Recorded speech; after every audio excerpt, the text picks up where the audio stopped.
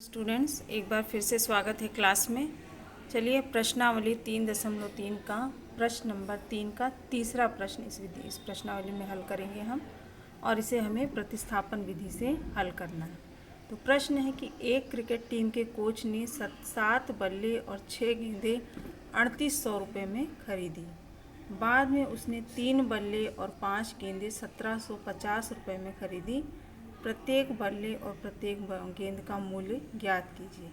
तो इसमें हमें बल्ले और गेंद का मूल्य ज्ञात करना है। तो हम मान लेंगे कि माना कि एक बल्ले का मूल्य बराबर x रुपये तथा एक गेंद का मूल्य बराबर 7 रुपये। अब हमें रैखिक समीकरण बनाना है। तो यहाँ लिखेंगे प्रथम शर्त अनुसार। प्रथम शर्त क्या थी? 7 बल्ले और 6 गेंदें कितने में थी? 3800 रुपये में। तो हमने लिखा 7x, क्योंकि एक बल्ले का मूल्य कितना था? 7x रुपये था। तो 7 का मूल्य कितना हो जाएगा? 7x। और एक गेंद का मूल्य था y रुपये, तो 6 गेंदों का मूल्य कितना हो गया? 6y। दोनों को मिलाकर हो गया 3800 रुपये। तो पहला समीकरण बन गया 7x धन 6y बराबर 3800। दूसरी शर्त थी, बाद में उसने 3 बल्ले और 5 गेंदें 1750 में खरीदी।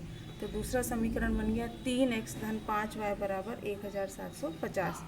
दो समीकरण प्राप्त हो गए। अब हमें दोनों में से किसी एक समीकरण से x या y का मान निकालकर दूसरे समीकरण में रखना है। उसी समीकरण में नहीं रखना है जिससे मान निकालना है। तो हमने समीकरण 1 से x का मान निकाला। तो ये 7x धन 6y बराबर 3800 था। तो हमने 6y का पक्षांतर कर दिया, तो हो गया 7x बराबर 3800 माइनस 6y। अगले स्टेप में, क्योंकि यहाँ 7x के साथ गुणे में है, तो इसका पक्षांतर नहीं होगा, इसका तिर्यक गुणा होगा। x 7 का हमने तिर्यक गुणा किया, तो x बराबर हो गया 3800 माइनस 6y बटे 7। अब इस x के मान को देखिए, हमने समीकरण 1 से निकाला था। तो ये जो x का मान प्राप्त हुआ उसको हम समीकरण 2 में रखेंगे। 1 में ही फिर से नहीं रख देंगे, 2 में रखेंगे। अब x का मान समीकरण 2 में रखने पर, समीकरण 2 क्या था? 3x धन 5y बराबर 1750। तो x की जगह पर हमने रखा 3800 माइनस 6y बटे 7। तो 3 गुणे, क्योंकि ये इसमें प्लस माइनस भी है तो इसको कोष्टक में लिखेंगे। 3800 माइनस 6y बटे 7 धन 5y बराबर 1750। ठीक है, इसका हमने 3 का अंदर गुणा किया तो कितना आ गया? 11400 माइनस 6y।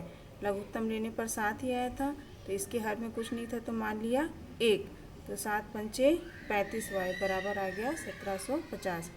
अब देखिए 11400 और यहाँ पर था 18 माइनस 18y धन 35y। 35 में से 18 को घटाया तो आ गया 17y। तो समीकरण बन गया 11400 धन 17y बराबर 1750। और 7 का हमने इस तरफ ये तिर्यक गुणा कर दिया, तो हो गया 1750 गुणे 7। ठीक है, तो यहाँ पर आ गया 11400 धन 17y, और 1750 में 7 का गुणा किया तो 12250। अगले स्टेप में हम 11400 का पक्षांतर इस तरफ कर देंगे, तो समीकरण हो जाएगा 17y बराबर 12250 माइनस 11400। इसमें से इसको घटाया तो कितना आ गया? 850। तो आ गया 17y बराबर 850। तो हमने 17 का तिर्यक गुणा किया तो y बराबर आ गया 850 बटे 17। 850 में 17 का भाग देंगे, 17 पंचे 85, तो y बराबर आ गया 50। अब हमें y का मान प्राप्त हो गया। x का मान प्राप्त करने के लिए y का मान समीकरण 1 या 2 किसी में भी रख सकते हैं। तो हमने समीकरण 2 में रखा है, तो यहाँ लिखेंगे y का मान समीकरण 2 में रखने पर, समीकरण 2 क्या था? 3x धन 5y बराबर 1750। तो यहाँ y का मान कितना रखना है? 50, जितना हमें प्राप्त हुआ। तो रखा 3x धन y 5y की जगह रख दिया 50 बराबर 1750। तो 3x धन 50 में 5 का गुणा किया तो 250 बराबर 1750। अगली स्टेप में 250 का पक्षांतर हो गया, तो 3x बराबर 1750 माइनस 250। तो 3x बराबर आ गया 1750 में से 250 को घटाया तो आ गया 1500।